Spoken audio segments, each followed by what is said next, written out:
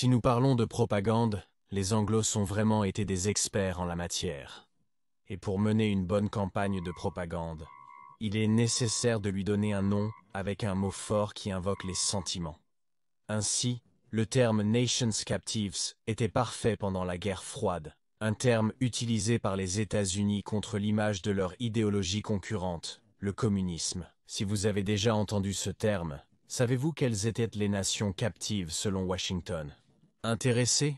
Alors, regardez la vidéo jusqu'à la fin.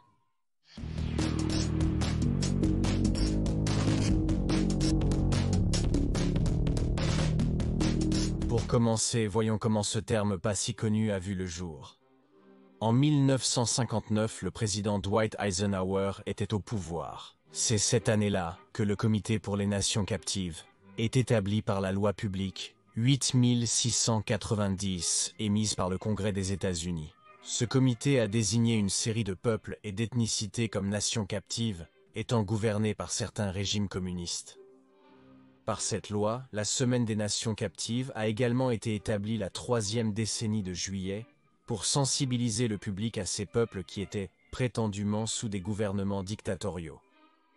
Logiquement, ces faits ont été soutenus par des factions anticommunistes dans le pays, telles que celle dirigée par l'économiste d'origine ukrainienne, Lev Dobryansky. Cela dit, voyons qui étaient les nations captives. En commençant par l'Union des républiques socialistes soviétiques, comme vous le savez, c'était une fédération de 15 républiques socialistes soviétiques, dans lesquelles chacune était basée sur une ethnie différente. C'est pour cette raison que les États-Unis ont considéré plusieurs de ces républiques comme faisant partie des nations captives. Parmi elles, la RSS d'Estonie, de Lettonie et de Lituanie, probablement les plus pertinentes de toutes. Cela est dû au fait que les pays baltes avaient déjà obtenu leur indépendance de la Russie en 1919, mais ont été réannexés par l'Union des républiques socialistes soviétiques pendant la Seconde Guerre mondiale. Une annexion que de nombreux pays occidentaux ont considérée comme illégale et qu'ils n'ont jamais reconnue. De même, les RSS de Géorgie, d'Arménie, d'Azerbaïdjan, de Biélorussie et d'Ukraine ont également été considérées comme des nations captives, car pendant la guerre civile russe, elles ont lutté en vain pour leur indépendance. En plus de ce qui précède, il existait des zones à l'intérieur de la République fédérative soviétique de Russie qui étaient également considérées comme des nations captives, comme c'est le cas de l'État d'Idel-Ural, un projet de création d'un pays composé des peuples turciques d'Asie centrale, frustrés par les bolcheviks. Nous avons aussi la nation cosaque, c'est-à-dire la libération d'un État basé sur cette lignée guerrière qui se serait détaché des territoires russes voisins de la Volga. Et tout comme le gouvernement soviétique a été qualifié de dictatorial, le gouvernement de plusieurs des pays du pacte de Varsovie, considérés comme des alliés et ou des États satellites du Kremlin, a connu un sort similaire.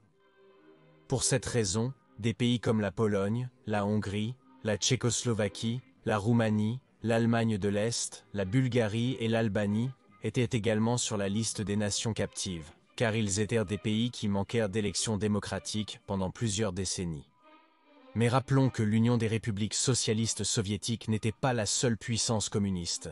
Donc la Chine de Mao Zedong a également reçu des critiques de la part du gouvernement américain. Dans ce cas, toute la Chine continentale a été déclarée comme une nation captive, car c'était un territoire revendiqué par le gouvernement du Kuomintang, basé à Taïwan, qui à l'époque était considéré comme la véritable Chine face aux Nations Unies.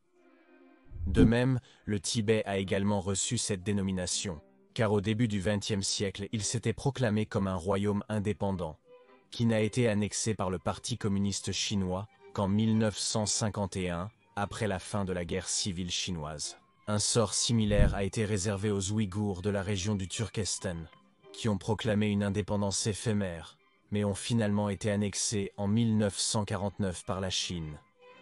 Et en plus des territoires déjà mentionnés, d'autres pays sous des gouvernements communistes et antidémocratiques ont également été inclus dans la liste des nations captives, y compris le Vietnam du Nord, qui n'avait pas encore concrétisé son unification avec le Sud capitaliste, et la Corée du Nord, qui partageait un sort similaire et restait séparée de la partie Sud depuis la fin de la guerre de Corée. C'est-à-dire que dans ces deux cas, La dénomination a bien inclus un soutien politique et militaire de la part des États-Unis, donc les nations captives ont bien formé un certain président pour des interventions efficaces.